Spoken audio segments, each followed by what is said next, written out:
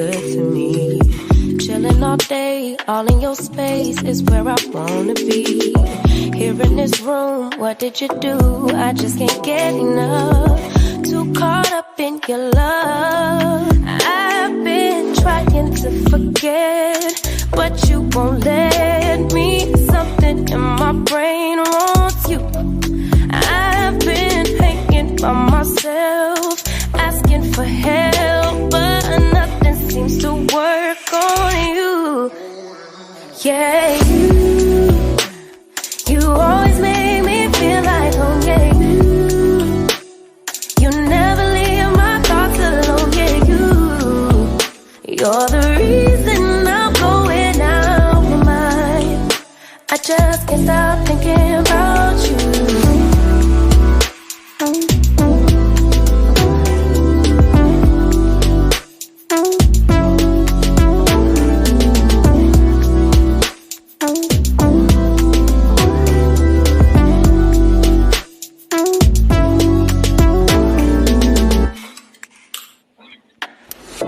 All that I crave when you're away, nights are sleepless. Do we need space? Yeah, maybe a break. Boy, you're my weakness. Give and we take, the love that we make, it's my favorite drug. Too caught up in your love. I've been trying to forget, but you won't let me. Something in my brain wants you. I've been hanging by myself, asking for help, but nothing seems to work on you. Yeah, you always make me feel like home. Yeah, you never leave my thoughts alone. Yeah, you're the reason I'm going out my mind. I just can't stop thinking about you.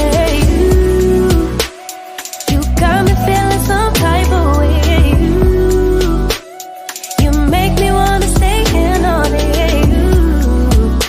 You're the reason I can't get out my head.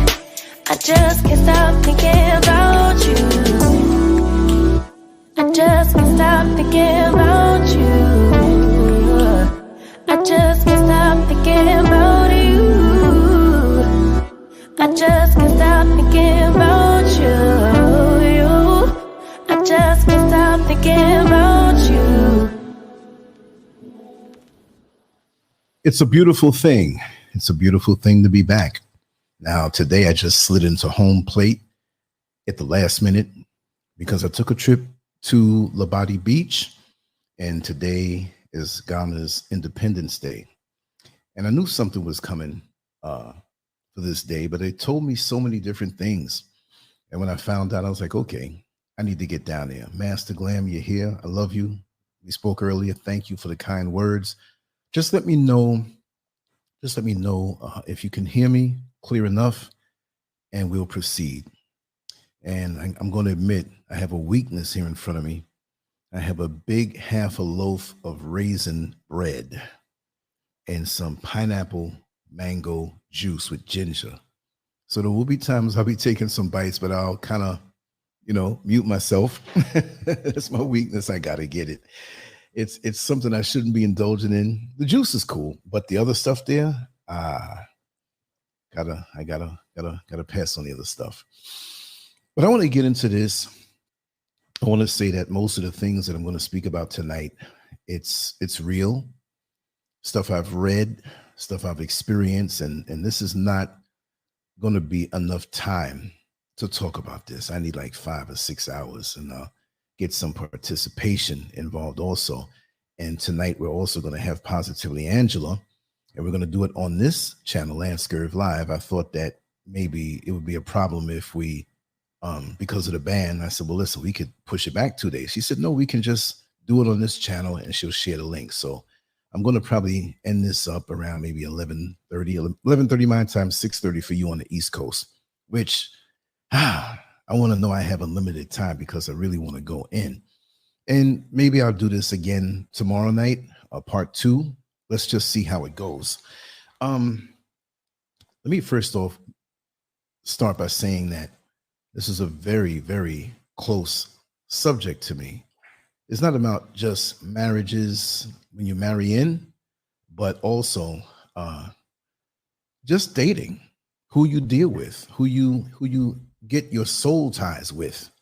You know, it doesn't always mean that it's going to be something sexual, because you can have soul ties without having sex. And I could leave a message here. No, I can't. I want to leave it in because Coach Certified just say it. I'm going to type for her real quick to say, go to LanceScurvLive, for the show. Okay. Which I always broadcast there anyway. Like in the last 2 weeks or so, I've always been, that's where it is. Okay. So let's get on with it. There's a couple things I want to read. Couple things I want to set the tone with. Okay. And I had a screen up that's taken down for some reason. I must have hit it down, and I want to start out with that so we get an understanding on what dysfunctional families are and dysfunctional bloodlines are. Okay. A dysfunctional family is characterized by conflict, misbehavior, or abuse. Relationships between family members are tense and can be filled with neglect, yelling, and screaming. You might feel forced to happily accept negative treatment. There's no open space to express your thoughts and feelings freely. You see, that's very important. There's no open space to express your thoughts and feelings freely because the dysfunctions have been normalized. See, in a dysfunctional family, dysfunctions are the norm. And you'll find yourself, not that we are perfect from dysfunctions, mind you, especially us as American Africans, Caribbean Africans, transplanted Africans across the globe and diaspora, which this is our planet anyway. Somebody else messed that up, right? But focusing on this, the dysfunctions, from what I see, is the norm. So all of us have a certain measure of dysfunction, but how much poison do we need to kill ourselves? How much poison do we need to kill ourselves off? Because you can take a shot, a minuscule drop, or a tiny, tiny, tiny pinprick of deadly poison into your system, and it doesn't do anything to you. So we all have dysfunction. So let me just say that in the beginning, because I don't want anybody to come into the comment section later on and say, well, you've got to have dysfunctions too. Yes, I do. And when I say normal, actually there is no normal, but for the sake of this particular show, normal, which can be anything, but being healthy for the most part. So you can take that small pinprick of poison in your system and still be healthy, meaning that your dysfunctions that you've gone through and that you have in an even majority healthy household coming up, it's not going to bother you. When it's a household of love and support, as opposed to a dysfunctional bloodline, that when you marry into this thing, it looks, or even before, it looks so perfect because you have to, or they have to straighten up to lure you in because they need your energy. They need the normalcy. They need to inhabit your mind, your body, and your soul with their cooties, with their, like tag you're it, you got the cooties. Well, they're luring you in to get you that way, right? Let me read a little bit more of this, right? Because there's another article I want to read here. There's a whole lot that I want to read here, right? So let me move on to that particular page, all right? Many issues that present themselves later in life may stem from childhood. 1 in 7 children experiences trauma, which can have impacts into adulthood. Let me say this. They say 1 in 7. And this is not an article geared toward us as African people worldwide, trapped in a system of white supremacy, which we already know. We already got that going on. But this stuff in the home, that sets us up to even be worse off when we deal with the racism. A lot of us are not even aware of the racism because of the things that we go, oh yeah, we're aware of it. What I'm saying is that we're so beat up. It's like meat tenderizer, tenderizing the meat before it gets thrown in the oven or beat down a little more. So this 1 in 7 children, what happens if it's 7 children under the same household? What about that? So you're going to have 7 out of 7. So maybe they're just spreading it out and including all children. And with dysfunctional families, they can have the ability to be chameleons and everybody act on point. So when you have a family friend that's distant or someone who is outside of that dysfunctional family to know what's going on, someone from another state, someone from another country that may be a family member, a friend of a friend or whoever, everybody acts perfect on cue. I've never seen nothing like this before in my life because I have experienced this deeply. It's like, wait a second, did you all get together and write a script or write some rules that as soon as this person, people who don't clean up, all of a sudden they're clean. People who don't flush after themselves and leave a little brown stuff back there, they make sure to do that. People who are very disrespectful to their parents and curse them out and call them bitch, they will act on cue because they know that that person cannot leave without with any information that when the gossip is said how terrible that family is, and they'll say, well, listen, it's been my experience that that's not the case. You see what I mean? So it's a chameleon thing. All right. Let me read some more of this. Okay. 1 in 7 children experiences trauma, which can have impacts into adulthood. Difficult or traumatizing experiences related to family dynamic can mean you grew up in a dysfunctional family. Start by exploring the traits of dysfunction and the effects of growing up in an unhealthy environment.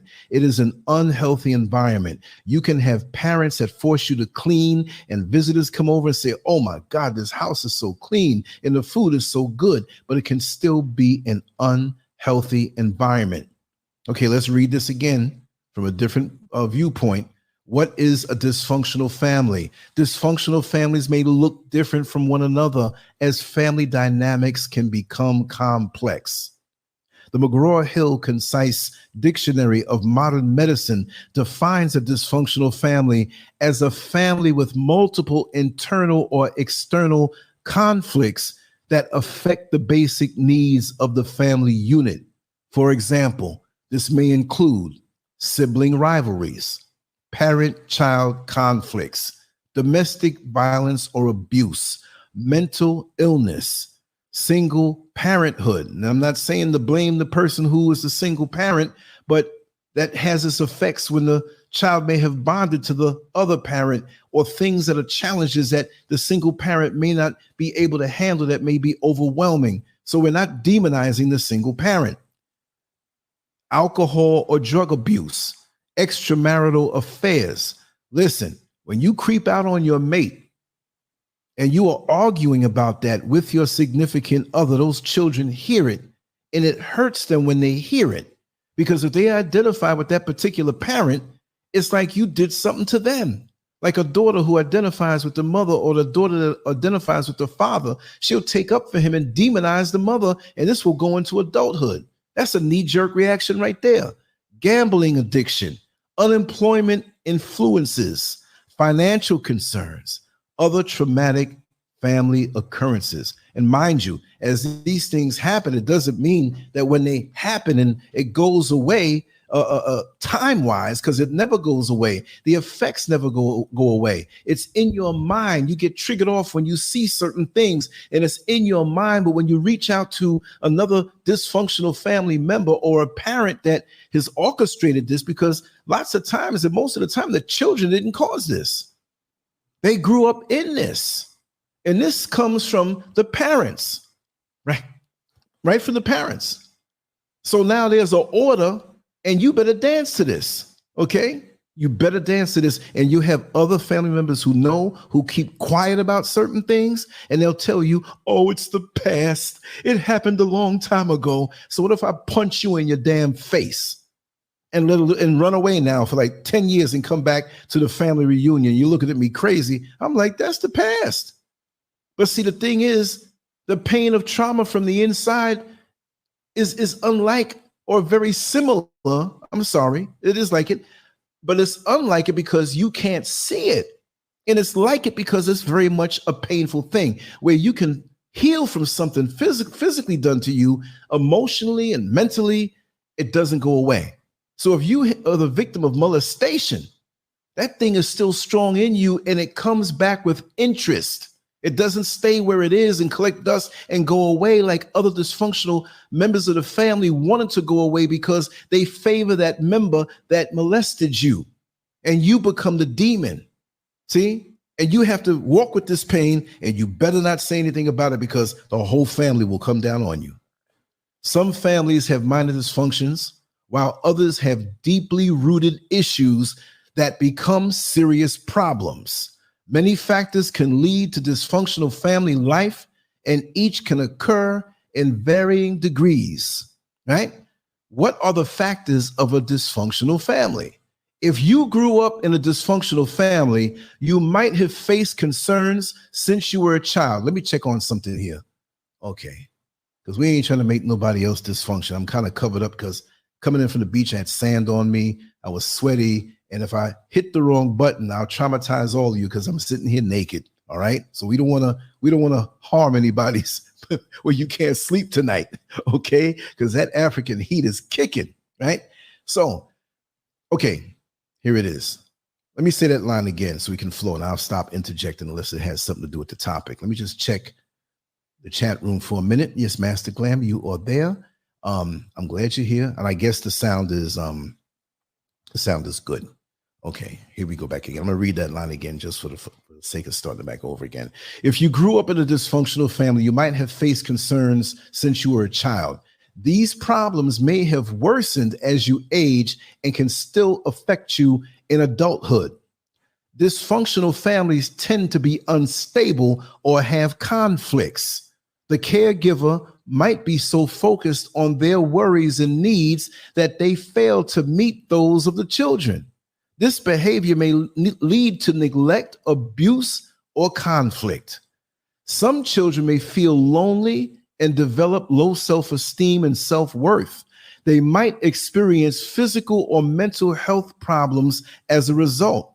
Kids who grow up in these toxic environments often pick up survival mechanisms that they carry with them for years to come. The following factors may indicate family dysfunction. You might also take the ACEs test, as providers often use it to determine if someone experienced trauma as a child. Family history of dysfunction. Dysfunctional family patterns may repeat themselves. For example, people may learn their parenting styles from their parents or caregivers. If one or both caregivers abuse them, they may also abuse their children. In some cases, parents may try to avoid abusing their children as they were abused by being lenient or neglectful. Spouses might partake in conflict if their parents did. They may not understand how to model healthy behaviors.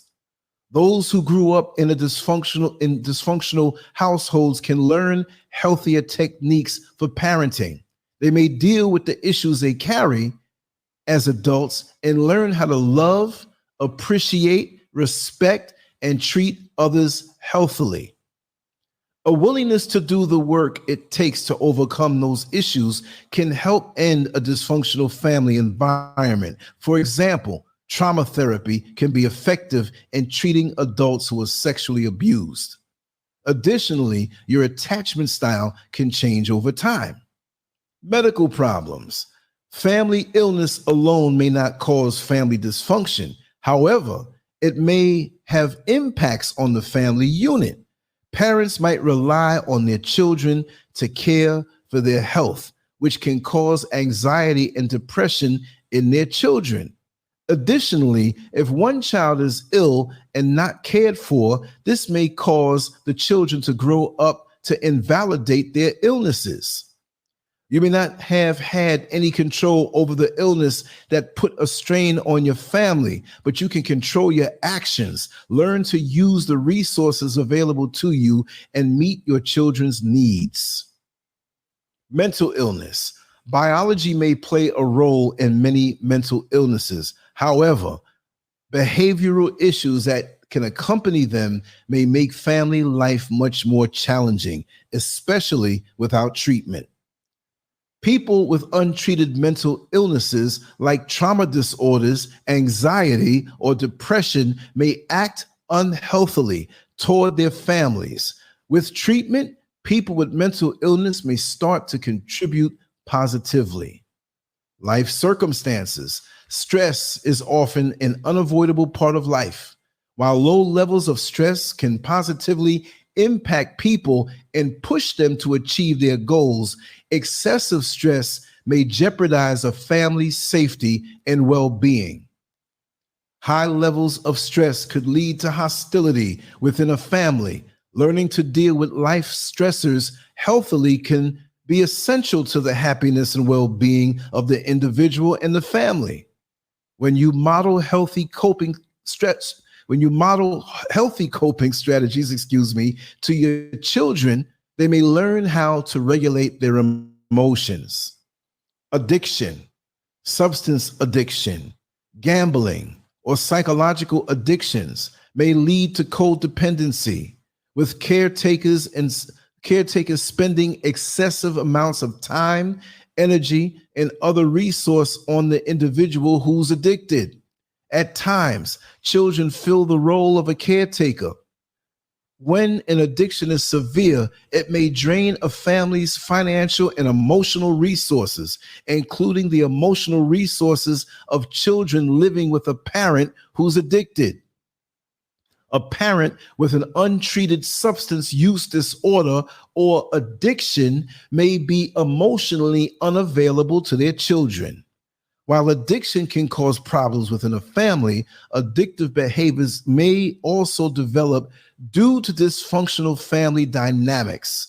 Those living in a family that doesn't meet their needs may turn to substances, food, gambling for temporary relief. I'll throw in another one, porn addiction. And like they said, food. People say, food, you got to eat food. Well, some people eat excessively as a means of comforting themselves when they feel that caloric rush, but they keep on going. They don't stop. See? Perfectionism.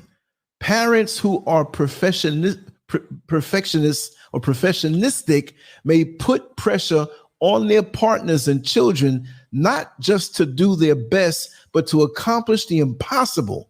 Perfectionism may lead to unrealistic expectations and be detrimental to family life. You got a person who cannot communicate in that household, no matter who it is. But usually it's one of the parents or both of the parents, but they're perfectionists. You better scrub that floor until it shines. You better not leave a drop of water in that sink when it's time to go to bed.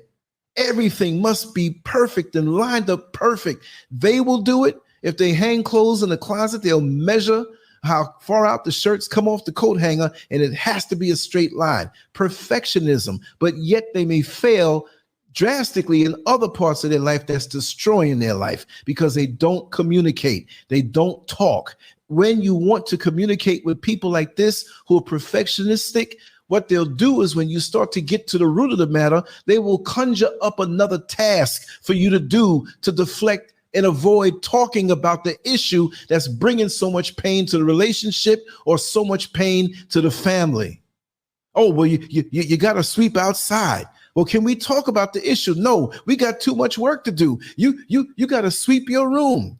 You better wipe down that table. Don't you got clothes to wash? It's a never-ending volley of tasks for you to deal with when you deal with a person who throws perfectionism at you but doesn't want to deal with the initial issues that's destroying the family. And that one came from me. The next one is ineffective communication. Poor communication may be a characteristic of a dysfunctional family. Problems might be managed with open, honest, and healthy communication. Dysfunctional families may struggle to listen to each other, and indirect communication could cause bitterness or passive-aggressive behavior. Teaching children active listening skills and learn them yourself may avoid this. Now, I have to say this again because there are people who don't listen. In school, back in the day, you had reading and you had reading comprehension. And I wonder if every school pushed reading comprehension. Did you comprehend what it is that you're reading? Did you comprehend it? Some people don't. And you will tell them something directly within 4 or 5 sentences that we are not talking about, let's just make something up. We are not talking about the Democratic Party. We're talking about Republicans. And in the very next sentence, they'll turn around, well, Democrats, and say, listen, in this conversation, we're not speaking about the Democratic Party. We're speaking about the Republican Party. We'll talk about that another time. Now, in the Republican Party, oh, but the Democrats said, you're like, wait a second, are you understanding me? You have poor listening skills. Poor listening skills. Like they say here in the first part of this sentence here, I'm going to say it again. Dysfunctional families may struggle to listen to each other. They may struggle to listen to each other. You will tell them directly, the color I'm going to wear today is blue. And they'll talk about, you better not wear black today. You better not wear red today. Where is your mind? You don't have comprehension. And that is a very important part of communication. Now, here's another one, lack of empathy. When caregivers lack empathy, their children may feel that a parent's love is conditional. When a parent shows empathy, they model this trait to the child, which may help children become compassionate, empathetic adults. Empathy is a skill that can be learned. I'm going to say that first sentence again. When caregivers lack empathy, their children may feel that a parent's love is conditional, right? Now, here's the next sentence. I got something to say about that first one. In healthy families, caregivers are often intent on helping their children make good decisions and learn from their mistakes rather than belittling them or instilling shame. Belittling them or instilling shame. Instilling means they did this. The parent put shame into that child. You see what I mean? So, and then they'll throw the rock from behind the tree and hide their hand. And usually they'll hide their hand in religion and push religion on you while they're doing the toxic deeds to mess your mind up. So religion makes no sense to you, even if it makes sense at all, because that's another dysfunctional situation that may not be good. All right. But the thing that I'm going to go back and say, when caregivers lack empathy, their children may feel that a parent's love is conditional. So what does that do? When the caregiver gives empathy, that child is going to think back to what happened right before they got the empathy from the parent, and they will go and emulate that and duplicate that. Because every time I clean up the house, spick and span, that parent may show me a little empathy. If I don't, it doesn't happen. So now I'm trained that if I want empathy as a child, I got to do all of these tasks. So guess what? When you marry into a dysfunctional bloodline where you inherit all of these generations of dysfunction, you actually dance into the tune and the beat of somebody else's family that is very toxic. and they expect you to act that way. And when you're married to somebody like that lacks empathy, you better do something before they even reward you with a mere hug that you have to ask for. It never comes to you free, as in a healthy situation. You have to ask for certain things. Mommy, can I have a hug? Why should a child say that to the mother? If the mother is cold and lacks empathy, they'll do for you. And when you say as a child, oh, mommy, I don't think you love me. And you know what the mother's going to say? Look, I keep you in a nice house. I keep you with good clothes. I keep you fed. You're going to school. You got a warm, safe bed and I bought you all of these things. Not knowing that things can't make up for love. Things are not the way to show love. But these cold ass parents that make the rest of the family behind them and grandparents, because it came from somewhere else, they jack the kids up in their minds. So as the kids grow up, they still don't show love. They try to achieve things or achieve status to get empathy from that mother or the father. But it's usually the mother, because the mother is the one who carried that child for 9 months. Okay? And so the child has a bond to it. If you breastfed, you carried it for 9 months. They heard your heartbeat like the bass in a song in a club. Your rhythm. So when you marry or want to marry somebody, you better check that mother out, and you better catch them in unguarded moments, because like I said again, dysfunctional families are chameleons. On cue, everybody will straighten up and do the right thing and act like they're okay. Just like an addict who wants to deceive you into thinking that they're okay and they're not on drugs, and they may think that you have heard that they're on drugs. They're going to act in a way where it's easy for you to reach in your pocket and give them some money. You see, until you find out the hard way. Now, here's another one: excessive attempts to control. Dysfunctional families are often characterized by a caregiver's excessive need to control their children or partner. When parents fail to help children develop a healthy sense of autonomy, children may not feel self-confidence. Taking a more relaxed, accepting approach encourages kids to do their best in every situation rather than living to appease the controlling parent. Regarding parenting styles, studies show that authoritative parenting is often the most beneficial.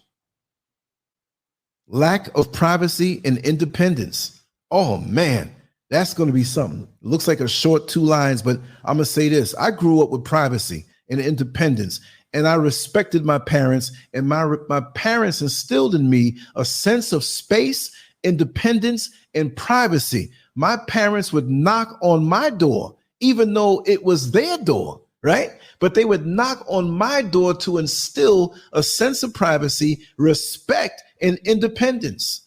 But if you get with somebody who, like we have some big families who may not have big space, but the consequences are you'll have people who don't know no better. You might be laying in your bedroom with your wife and one of the kids just push the door open. And when you say, hey, listen, we're husband and wife, we might be doing something up in here that you may not want to see. And they think that you're the wrong person. And that dysfunctional mate ain't going to say nothing. You see what I mean? Because we can go deeper with that. Okay? All right. Now, I'm going to say this again. Parents in dysfunctional families may lack trust in their children and invade their privacy. While there are times when parents may need to know what's going on with their children, parents in a functional family may utilize honest communication and questions instead of forcing their child to open up. Honest communication. But 9 times out of 10, you're not going to get that in a dysfunctional family. Honest communication? Hell, you ain't even going to get communication. It's so much deflection and not even hearing the next person. Like we said, we can read something, and I've been in classrooms, younger, in school, elementary school, middle school, junior high school, where the teacher would have somebody read a page out of a book, and we'll take turns doing that. And as soon as he finishes reading or she finishes reading, the teacher will say, okay, do you understand what you just read? Sure, I do. Yes, I do. Well, tell us what you just read in your own words. And they're sitting there looking like Ralph Cramden on the Honeymooners. Hamada, hamada, hamada, hamada, hamada, hamada.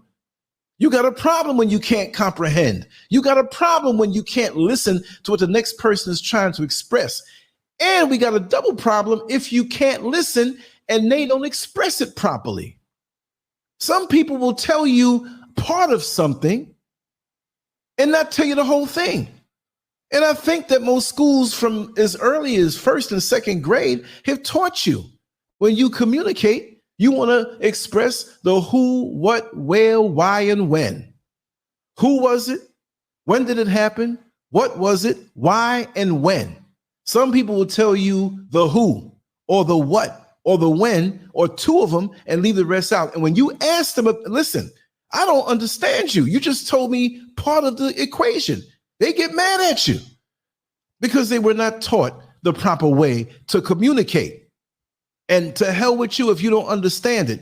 There ain't that much listening in the world. When you listen to somebody who is a poor communicator or who refuses to communicate. So could you imagine if you have one who refuses to really be honest and open in their communication and cover the who, what, where, why, and when, and you have another person who is a poor listener? It's going to be complete chaos all the time. So some people just pull away and just let time go by and just don't spend time with the person or their family. That's what happens, okay? Constant criticism. Criticism may run rampant in a dysfunctional family. At times, the criticism could be blatant. Let me just check and make sure the controls are good. Okay. Now, where was I? Okay, let me see. I lost my place. Let me just start it again. Criticism may run rampant in a dysfunctional family. At times, the criticism could be blatant, with parents chastising everything the child says or does. In other times, parents may take more subtle approach by using sarcasm, insults, or teasing. When criticism involves attempts to frighten, control, or isolate, it may signify emotional abuse. That one was, let me look at this one again. Constant criticism may run rampant in a dysfunctional family. At times, the criticism could be blatant, with parents chastising everything the child says or does. I've seen that. And they wonder why their children don't grow up with any confidence. That even when they're forced to be in the outside world and pay bills and get a stimulus check car or just do the bare minimum, that parent will flip around and try to clean up what they did to the child and say, oh, they're doing very well. No, you just don't see what the hell they're doing as adults because they ain't going to bring it to you because you messed them up. Other times, parents may take a more subtle approach to using sarcasm. I mean, talking slick out your mouth to your child because you think you're going to get them to elevate. Or maybe you're using sarcasm because you see you had the same problem when you were younger and you see it in them and you're really showing hate on yourself to them. You're projecting your stuff, the insults and the teasing. Why would you tease a child? Children, when they're young, their mold is not set. And what do I mean by that? When you put out concrete as the sidewalk and it has the wood around it and you smooth it out and you put the joint between it, the expansion joints, most people in their normal mind, when you put up things around that, will not walk into that. They'll walk on the side of the street. They'll walk maybe inside where the sidewalk is if you can. But some people see the signs, see that this is something that is not developed yet all the way and put their foot square in the middle of it, not realizing that these children are going to hear this for the rest of their life. They will tell you everything is all right over the phone. And when you get around, oh, everything's just perfect. No, it's not that way. You ever walk down the street where there are a bunch of dogs and they have nowhere to go and they leave feces all over the street? And you try to avoid stepping in it, but all night long it snowed and the snow looks pretty coating the street. So you step freely because it looks so perfect.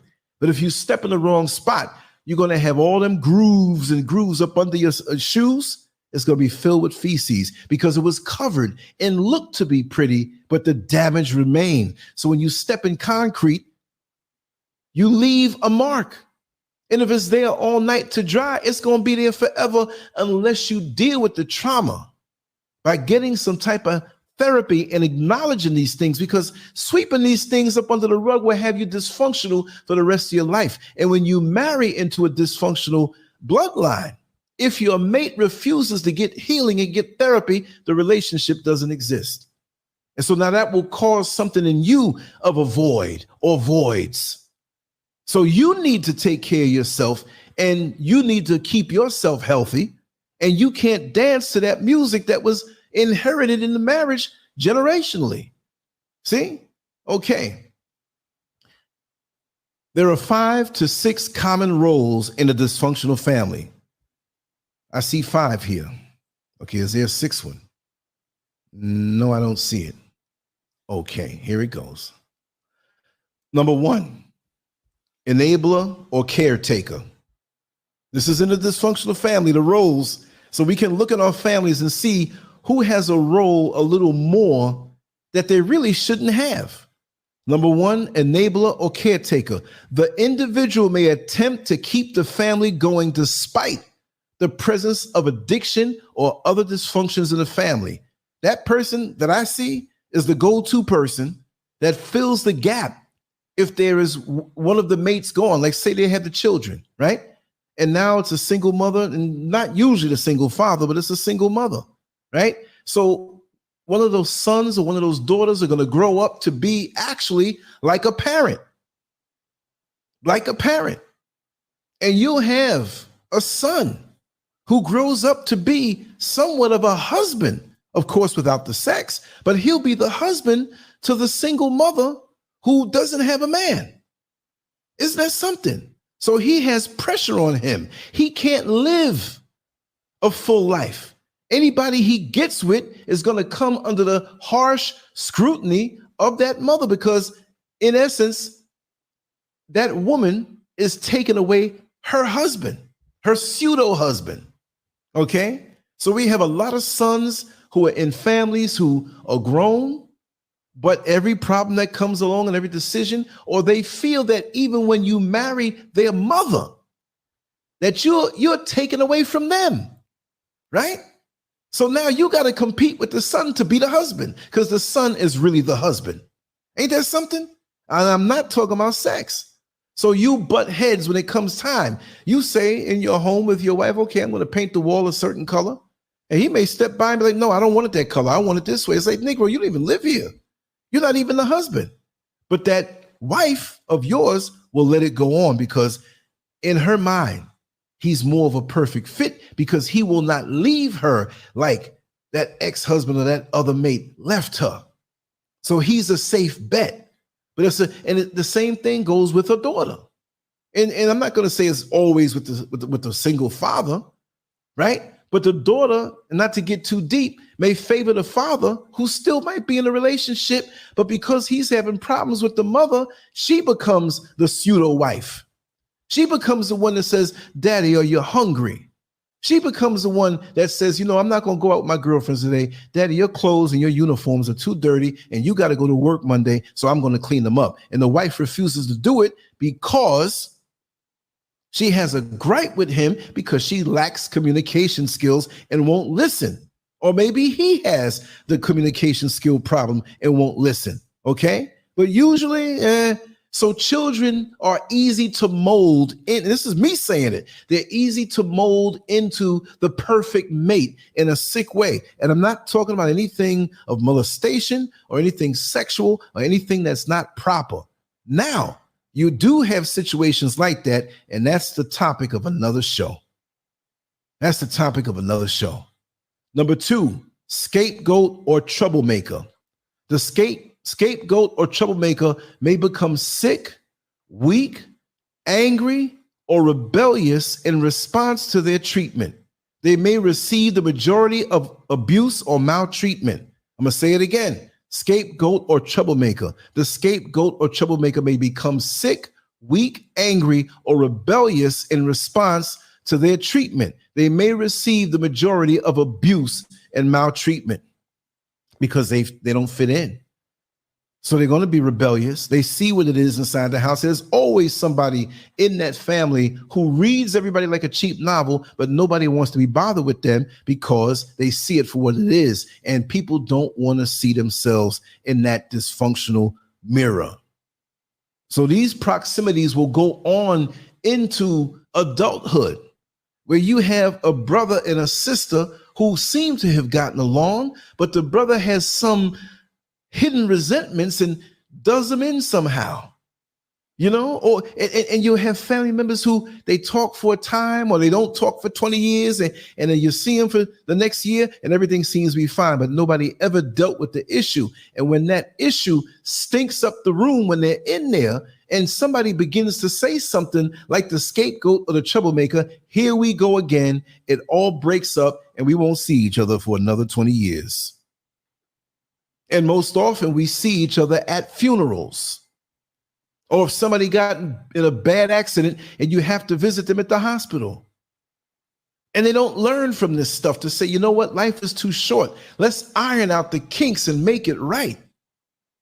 But just because you have the same DNA doesn't mean you're going to get along with them. It's just like sometimes you'll say to yourself, and like I said, I've learned this stuff from being around people who were in this situation. But my mother, when she went back to school in the early 70s, I used to look at all the psych books that she had in the classes that she took, and I had an understanding and I would ask questions. And growing up, I would see certain things. Look, I didn't really have many dysfunctions. I'm going to tell you, my brother, 11 years older than me, was heavily addicted to whatever drug was out there. Heroin, crack, meth, whatever it may be. So that made me take care of my body to the extreme because subconsciously I was trying to prove to my parents, he's the one that failed you, even though that was my mother's son and my father embraced him as a son. But as always, you ain't my daddy. You ain't my daddy. You ain't my daddy. I heard that, not like that because he was older than me, but that's the kind of feel that I got. When things were good and he can take, he'd take. But at the end of the day, there was a resentment there because a lot of children, they resent that new parent because it's showing up the other one for whatever reason it may be, but they take it that way.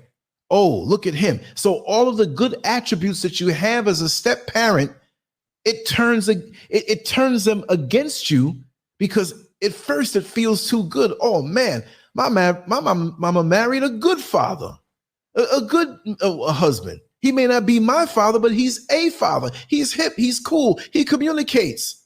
And something goes off in their head, especially when that ex comes back into their life to whisper in their ears because he heard everything is going good. Ain't that a damn? Number 3, lost child. The lost child may spend most of their time alone, avoiding the family and its dysfunctional ways. The lost child in their own world, never letting you into their thoughts, always distant, always quiet, may be at all the functions, but sitting off to their side. You don't know what's going to happen with them when they grow up. They might be a potential scapegoat or troublemaker, but you don't know that yet. And when they get older, there's always that lost, quiet child that when they get older, usually standing around the deathbed of one of the parents, they tell everybody off to the point where they can't say a damn thing because they know it's right.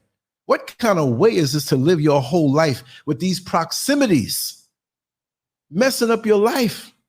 Number 4, mascot. This individual may try to alleviate tension within the family by utilizing humor or mischief in everyday life. The mascot may be labeled as the family clown. And myself personally, in relationships that I've had, which several of them were dysfunctional, I was always the jokester, trying to alleviate the tension. But after a while, I've learned that is not my battle. I don't have to make nobody laugh because I didn't come into the union that way. I didn't bring this stuff. Usually with that, when you're in something, leave it all alone. Let them implode on themselves. You don't want to hear it when they're complaining to you, nothing. Leave it to themselves. Have stuff that you do that when you're gone from that situation, if it doesn't heal, that your rhythm and your building of your legacy never stopped. Never try to build legacy with a dysfunctional family or dysfunctional mate that does not want to ever cling to you as they should, because they're so caught up in the never-ending issues of the family. You will never, ever take first place in this person's life. It'll always be where it's circumstantial and you're pushed to the side and you'll be left alone to deal with your own issues. Number one. Matter of fact, if you hear this video, when you see something like this, run. Don't even get involved. You were given your life. You need to build in your life. If a person can't have a healthy relationship with you and seek to have a healthy relationship with you, what's the point? You can't go in and fix their stuff, because even if you tried and were partially successful, they will hate you for this and you will become the troublemaker. So you have to start thinking about, listen, I need to take that, start traveling, getting around and, getting the hell up out of Dodge. Number 5, the hero or golden child. This person may be idolized or pressured by their caregiver. They may receive less abuse or neglect, but may feel pressure to excel, to please their parents, and to be perfect. The golden child. And usually with the parents that have that golden child amongst the dysfunctional family, from personal experience, they use that child as the epitome of what the other children should be. Even though children all are born into the world, you may think you just feed them and put clothes on them and put them in a nice room and house, but they all have and born with a different trajectory in their personalities. And some parents treat the kids like it's like a bunch, a litter of kittens. Like you're all the same. I'm going to feed you and you should give no problems. But each one has an individual outlook on life as things develop and traumas that you may not understand. See, when a child is living in a dysfunctional family, they may experience immediate effects, including social isolation or loneliness, development of mental health disorders, childhood PTSD, feeling extremely self-critical, low self-esteem, behavioral issues, difficulty expressing thoughts or feelings. This is why in the Black community, if you haven't noticed, most of the time they have removed physical education in art classes from the schools. And most people say, well, physical education, they go out and play at the school, and art, if they want to do art, they can do art. No, but art and expressing yourself and your thoughts, and you as a parent or parents allowing your children to speak freely, to express their thoughts and their feelings. And when you were raised up in one of those households like me, I think it's quite weird when you see parents or a parent not allow their children to express themselves freely and not chastise them or punish them for speaking real and fair. So when you do that, they pull into themselves and they become emotionally constipated, and it messes them up in life. And so when they get older, you can have a surface connection to those children, but those issues deep within remain the same. They never change. If you never dealt with it, it will never change. What is it like to grow up in a healthy family? If you grew up in a dysfunctional family, you might get the impression that there is no such thing as a healthy, functional family life. It may feel hard to believe that functional families can be a reality. However, healthy families do exist. So what does a healthy family look like? There are a few characteristics of a healthy family environment. People communicate freely and openly, but compassionately. They don't communicate with venom. They don't have this extreme hurt because they grew up in a healthy environment. They communicate freely and openly, but compassionately. And these are the people who will learn how to communicate very well pretty much with anybody, because they had, how can I say it? a training camp of healthiness in their life. Everyone's basic physical and emotional needs are met, including water, food, shelter, social belonging, and bladder digestive needs. Everything. The mind, the body, the soul, everything. But social belonging. If you didn't clean up the right way, you're chastised and pushed off to the side. No, you're not going to go to the amusement park with us because you didn't clean up your room Thursday morning before you left to school. That's not healthy at all. You have to communicate with compassion. And if you have no empathy as a parent, if you have no thoughts of how can I speak in a way that they can get the message, but they won't get any venom from me, because like that concrete that was freshly put down, very little things can fall and leave a mark there, even if it's a leaf. If that concrete is wet, that leaf is going to leave a mark. And it may be hard to pull a leaf. You'll rip it out, but the mark will still be there, right? Through their words and actions, parents may support children's emotional growth. Some don't show it with their words. They don't want to hear nothing from you. Did you clean up? Did you wash your clothes? Did you wash the dishes? A lot of people don't want to hear anything in these unhealthy situations. So guess what? The child will have their own world. Like we say, drug addiction, the sex addiction, daughters getting pregnant with 15 million baby daddies and whatnot is a direct connection to that. Because if you don't accept me as I am and talk to me like a human being or a little human being who's going to be a bigger human being, well, I'm going to go out and get acceptance somewhere else. I'm going to go out and explore and do whatever feels good, whether it's getting high, having orgasms with strange people, which results in children, or whatever. But you can stunt the emotional growth. You have to be walking damn near on eggshells in these situations.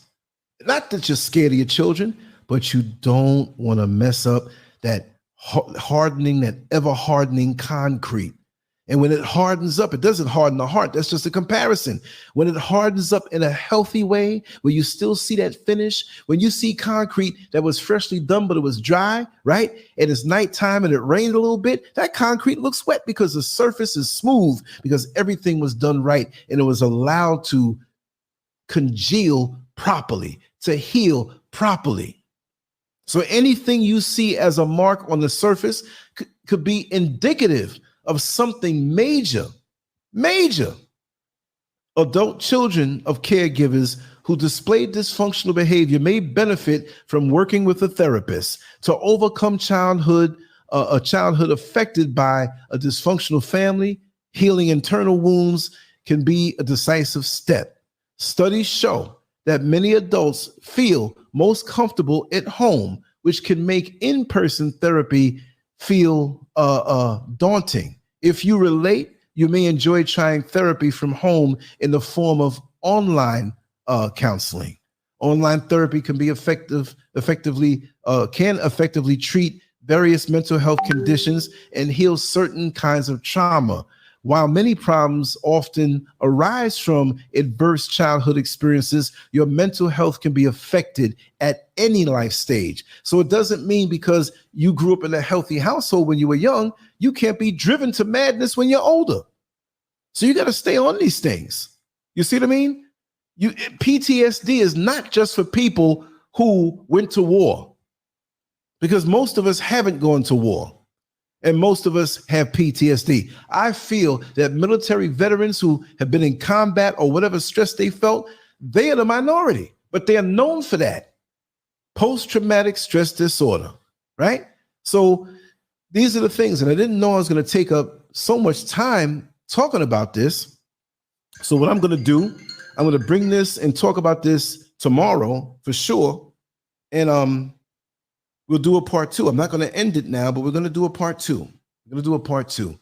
There's another article I wanted to read, but you know what? I didn't want to dominate with just reading. I didn't. And this is an article written from someone who, it's one person, but I think maybe I should. And I kind of didn't even get to the part, but this is the groundwork for it. So we need to do that. But just give me a second while I take a sip of this mango pineapple juice, which I'm addicted to.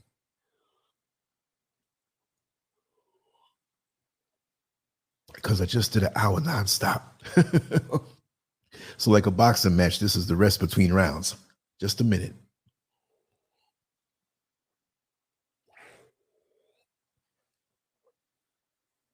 Oh, that's so good. Oh my God.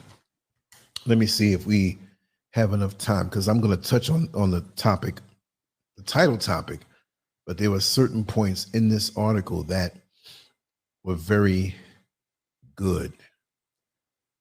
And I think it's kind of long, but I think I can do this in 15 minutes, because in about 30 minutes or less, I'm going to have to skedaddle so we can set up the Positively Angela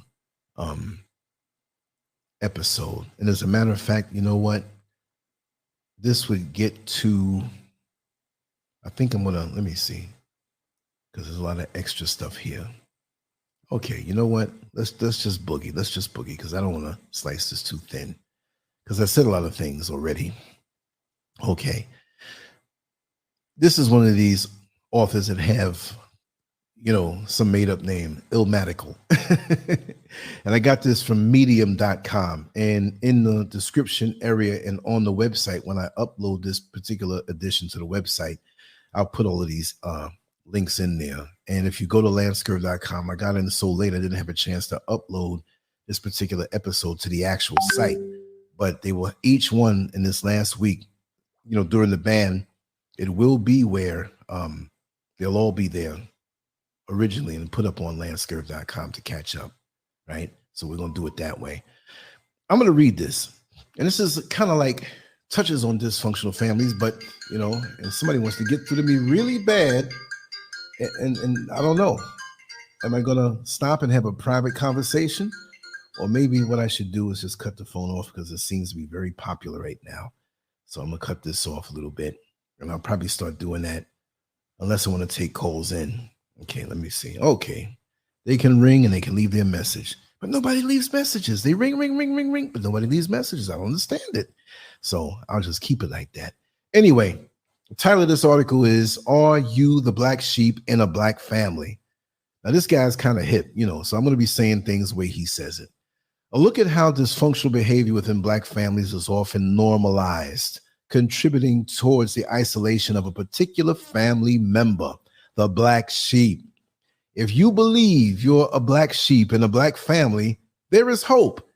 It's possible to get free. Now, mind you, you might be that person who married into the bloodline, like the title of this show, and become the black sheep. You know what I'm going to do? We're going to save this article for tomorrow, and I'm just going to expound on this particular point because of the title of the show, which again is, okay, I want to get it right.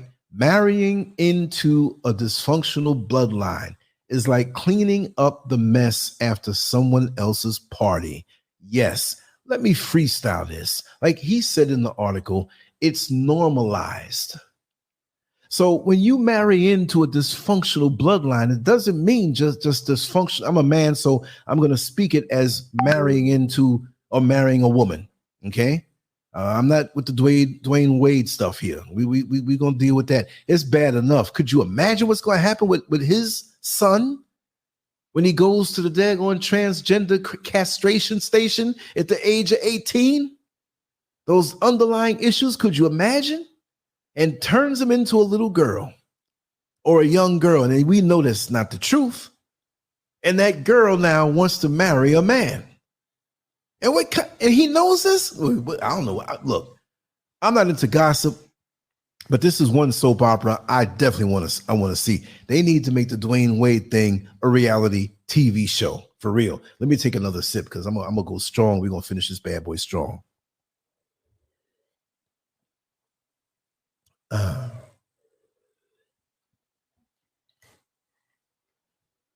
You're right, Master Glam. Art, journalism, home economics. I forgot those two. You know, we had to learn as men and women how to sew and do patterns. You see, home economics, how to budget, how to shop, how to food shop. You don't go into one store and buy everything that you need there because there's maybe 5 products that are so overpriced that if you go to another store, you can get a better price. And that other store is along the way. You chart your way out. You don't just go one place and that's it. You take that trip, you go, hit this store, hit that store, and that requires you not to just grab things off of the shelf, but you have to look at the potential products that you're getting and other things that you might be interested in. Take time when you go to the supermarket and learn what they sell and get to understand the prices and what you need. Don't go there hungry. You'll buy too much. Don't go there full. You won't get enough. Common sense things that our children need to be taught. But marrying into a dysfunctional bloodline is like cleaning up the mess after someone else's party. And we're going to continue with that article tomorrow, and I'm going to continue with this little rant tonight. Like I said, I'm going to go a few more minutes hard in, but we're going to go unlimited tomorrow night. And then I want to take some calls in and all that stuff. And I know, Master Glam, you might want to contribute or ask or say something, and anybody else. And I will heavily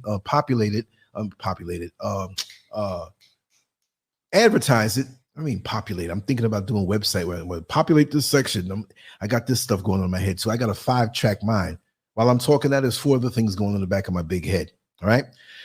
But like I said, those dysfunctional families will act so perfect in your presence because, in essence, when you are an outsider to a dysfunctional family interested in marrying someone in that family, again, if you're a woman, that's a man. And if you're a man, that's a woman. So I'm going to say woman. So understand that and have some comprehension, and don't come and tell me, well, it's the men too. I'm married into it. Well, you didn't hear me then. This goes for both, but I'm not going to say it twice. It makes no sense to say it twice. All right. So, okay. Yeah. I just saw this pop up and it's a fat one. So I'm going to, Pastor Claire, I'm going to look at this. We even had communications as well, where they did the morning announcements and stuff via television. Exactly. It taught you how to do the editing and learn the technology. You know, it's no more. They don't want you to know this stuff. Excellent. And you know what?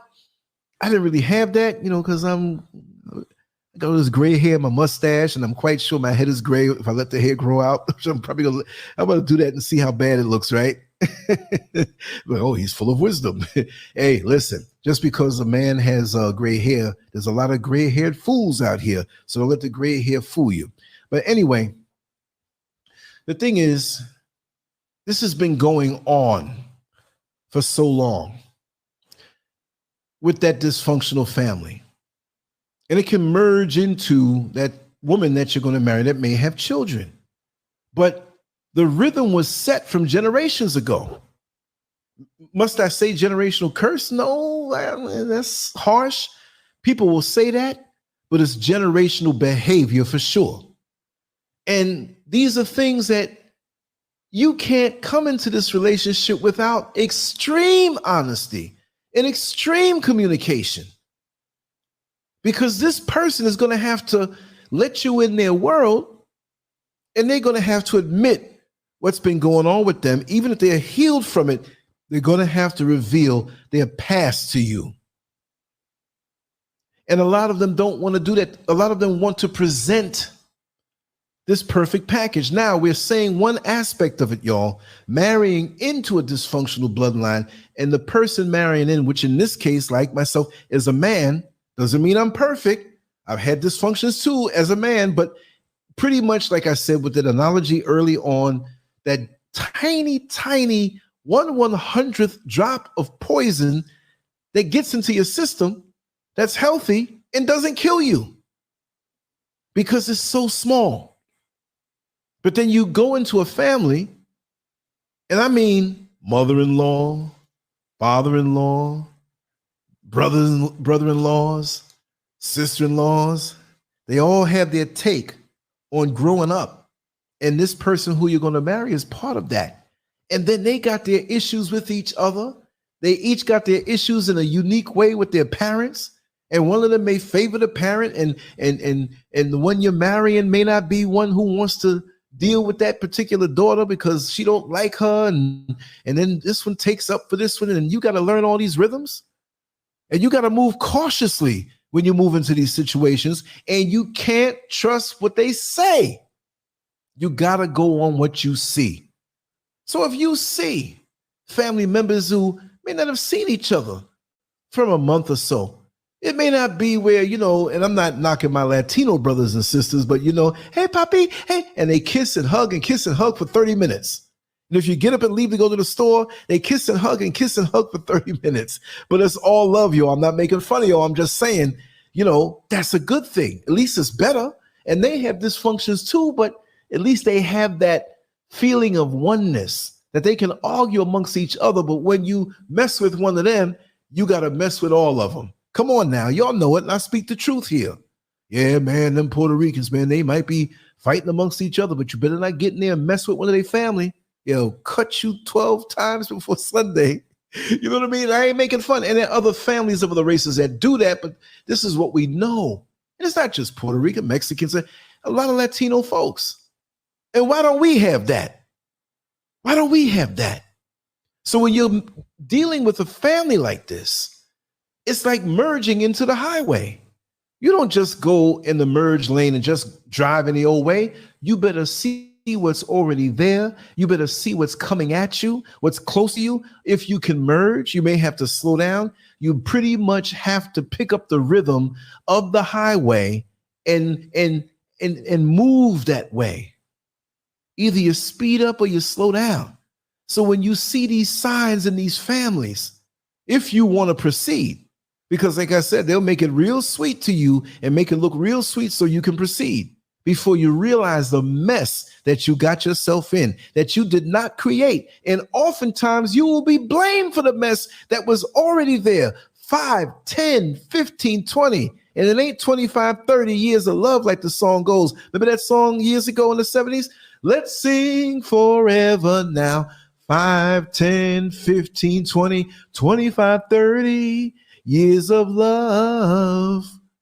But see, now the song has been changed for a lot of family. Let's sing it again. Let's sing forever now. 5, 10, 15, 20, 25, 30 years of dysfunction. It ain't healthy. Ooh, ooh. Yes, I used to love that song. But as I grew up and saw what it was, lots of times people are so beat down, they can't even leave. They go into the situation and the life force that they have of enthusiasm, which is a curse in the eyes of those in a dysfunctional family who have no enthusiasm for nothing except wallowing in their dysfunction because they don't listen to themselves. They don't listen to what's right, or they have the same problem of the people who can read and have no reading comprehension. So they're stuck forever until they die and are lowered in the ground or are burned. Whichever way they choose, it's the same thing. And guess what? The kids inherit. And sometimes you'll have one of the children that just don't even call or come around. They see what it is. And or those children go out into the world and see normalcy. And I don't mean normal like it's some bland thing, because really there is no normal, but I'd really rather say healthy. You ever see people in a household? And I mean, I'm not making fun of nobody that may have a weight problem or weight issue, where it's a hormone thing or something in their makeup that they have to deal with medically. But a lot of times it's something where it's because you're under the same roof and eating out the same fridge of bad food and throwing the dysfunctions. So you can have families that all sit up and eat to heal themselves, or they think subconsciously, they don't say it, I can heal myself by going to McDonald's every night and KFC every morning and Papa John's pizza in the afternoon. They don't think that. But that's a rhythm that's passed on to them. And they'll turn around and tell you as an excuse, we ain't no Twiggies. We're just big bone that's in our family. Well, you're eating out the same damn refrigerator of bad food and behavior. Because there's always that one sister, say it's 10 sisters, and 9 of them are just morbidly obese. And there's the one who's fine. And it don't mean that fine means slender. I mean, there are women who are not supposed to be this twiggy type, that are thick, shapely and thick, beautiful, healthy. They get their checkups, they ain't got no high blood pressure. They're not pre-diabetic, but they're a little heavier. They'll go to the pool and swim all day long and not catch any heavy breath. You see what I mean? So it doesn't mean that, but there'll always be that one in that family where out of the 10 daughters or whatever, brothers too, that they just don't look like. They've adopted not only healthy eating habits, but they adopted healthy living habits and have not carried their dysfunctions that they grew up in into the new situation of their family that comes below them. I don't mean below like they're below, but with them of children. They started a whole new rhythm. And if you're not careful, you'll bring that rhythm that you grew up in or you were around and bring it into the next generation. And it's your responsibility to stop that, whatever it may be. Just like we say, well, we want our kids to be millionaires and have money and do well. Well, do you want them to carry on these dysfunctions that will stop them from doing that? Like me, I love to read. And of course, you all know I love to talk. So this thing called YouTube live streams or doing videos or writing and running a website, this is easy work for me because I love to do it. So I'm not going to receive the accolades that I'm some great person. I can't say that. It's just something I love to do. I love the compliments, but I'm not going to get big-headed about it because it's something I love to do. I've been doing this before YouTube was in existence. I've been doing this before the 90s were around. The new millennium was around. I've been doing this from the 70s. Me and a bunch of friends sitting around telling jokes. They're friends that come into the chat room every now and then that knew me from the early 70s. Tight. Knew my parents, and I was always the one telling jokes and talking, whatever. That's some old pre-YouTube stuff. So this stuff ain't nothing new for me. You understand? Because, like I said, I do thank my parents for the household they raised me up in. The only Achilles heel and thorn in my side was my older brother because I always desired a relationship with him closer, even though younger years, 11 years difference, you're not really going to be hanging out together. You know what I mean? Like I'm 10 years old and he's 21 and we're going to hang out in the park together. He's looking at girls and I'm looking at comic books. That's not going to mix. Plus you throw in the drugs that he used. That's really not going to mix. And what messed me up kind of sort of with that was that I was so hard on, and I didn't consciously think it, but I was not going to mess up. And that's why I got into the boxing and the running and the bicycle riding and the bodybuilding. I did that hard. Y'all know. I ain't gonna show the funky picture again. Y'all know. But I got into that hard. But see, I was so focused on not using drugs and not drinking that in my mind, I'm like, that pretty girl over there, she's not a problem at all. She ain't no drug. Yes, she is, because there's a whole lot of pretty women out here with nice shapes. And I went crazy. But the one thing I didn't do is do drugs. So in my mind, I was justified in doing that. Not as a predator, but as a person who just never said no. And it got me into a lot of situations, close calls, and that's why I have a lot of stories to tell people, and especially our young men out here. So that was my dysfunction that came out of a healthy household, but because of my reaction to it and wanting to be that golden child to make my parents happy. So see, you can have a nice household that's healthy and take a certain thing a certain way, and it becomes unhealthy. So I always wondered why. Why am I like this? Why can't I stop? It wasn't actually a sex addiction, even though it ended up in a sexual way. But you know, I think the love that I wanted from my brother, I wanted externally. My parents gave me the love, but I think I looked for that in women in a sick way. You know what I mean? It wasn't sick. Like I want to get love from my brother, but I want to beg you down. No. I'm very romantic. I'm very loving. I'm very giving. I gave women what my brother didn't give me on a hetero level. It wasn't no sexual thing, of course not. But that was a gap that I sought to make up that way in a very unique way. And I've talked to other people who are like that, who really didn't even understand that about themselves. But when they got older, like, man, you hit the head on the point. And this is why I like to go in on topics in a surgical, precise way. You see what I mean? But with that article, I'm going to continue that article tomorrow. Right now, it's 12:18 for me, which is this is early because even after we do the Positively Angela show, I got a couple hours of work, right? And we've been on for an hour and 19 minutes, which is short for me. But in order to break this down equally, that when we come back into this thing, I'll read that article, the next article. We have this article that touched on this, but that other article is shorter, and I'm going to go in. We're going to make this a couple hours long tomorrow night. We're going to go into the in. All right. So I hope you enjoyed it, Master Glam. And my other dear friend who's on. I know who it is. And again, thank you so much for your support, Master Glam.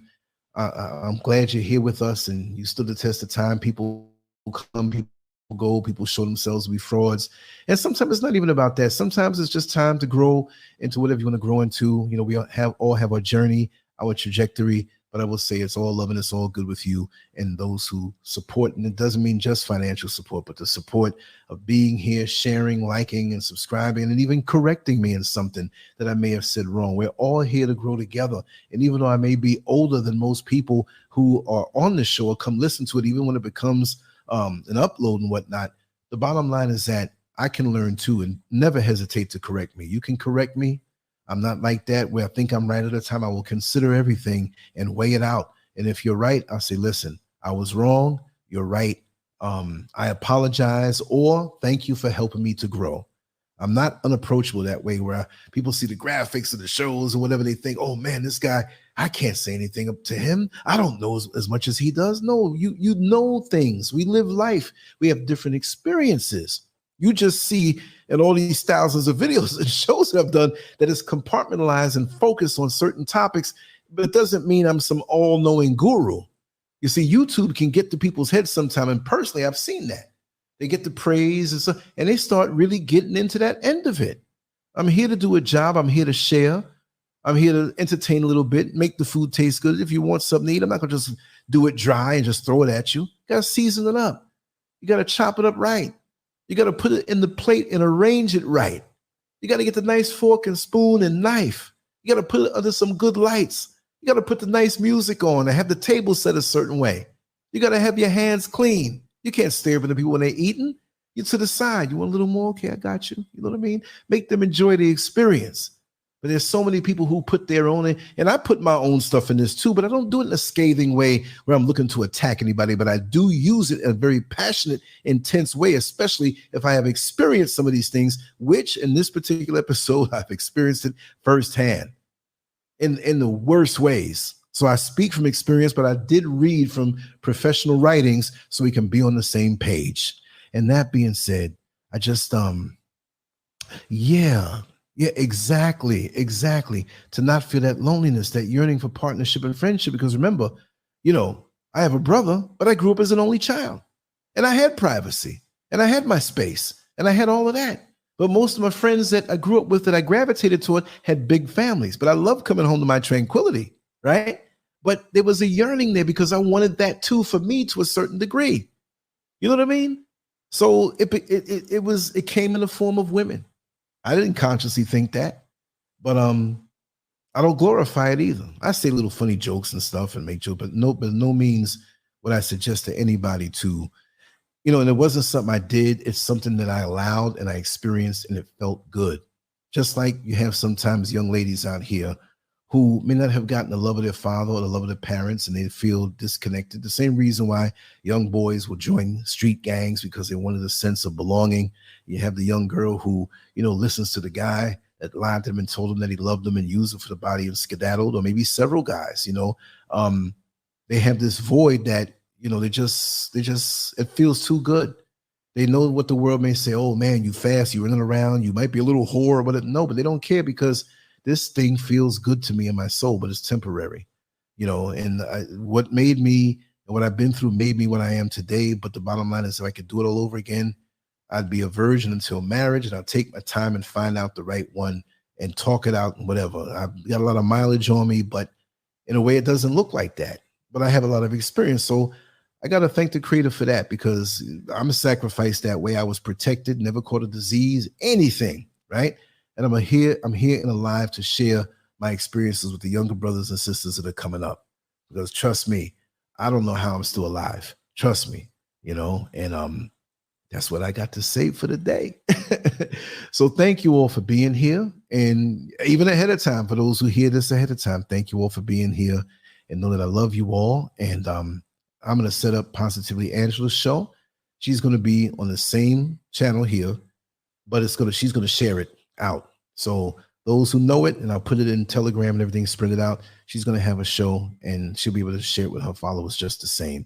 And I'll put it up on Wednesday when my channel opens up, my main channel. But I'm always going to be broadcasting simultaneously here on LanceScurvLive as a backup, because the daggone sure came handy. It's like that little beat up car you have in the yard. You maintain it. It got a little rust on it. It's not as pretty. And you have the nice car that you always drive. But one morning that car didn't start.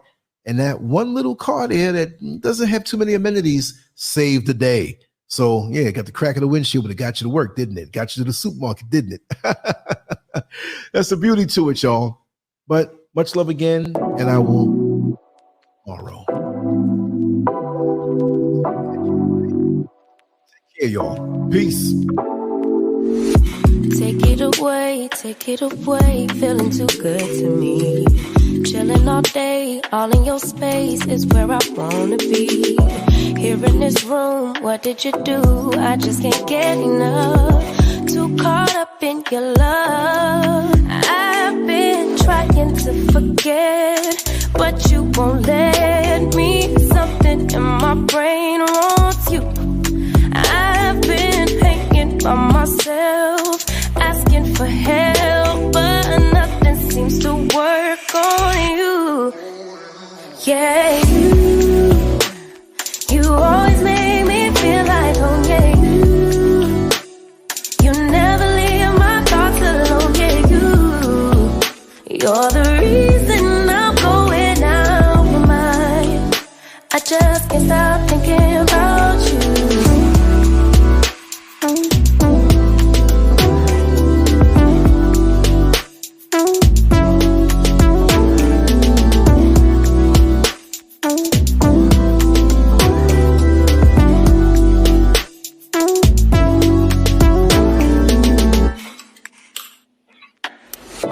All that I crave when you're away, nights are sleepless.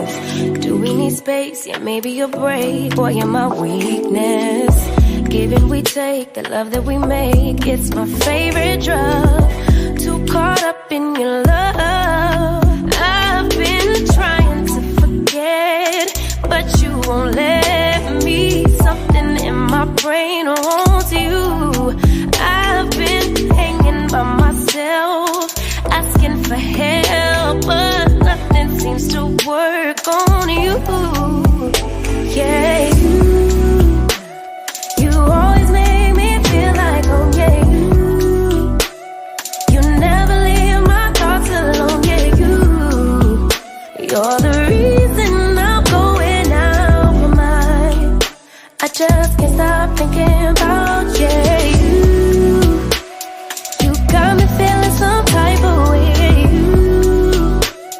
You make me wanna stay in all day. You're the reason I can't get out my head. I just can't stop thinking about you. I just can't stop thinking about you. I just can't stop thinking about you. I just can't stop thinking about you. I just can't stop thinking about you.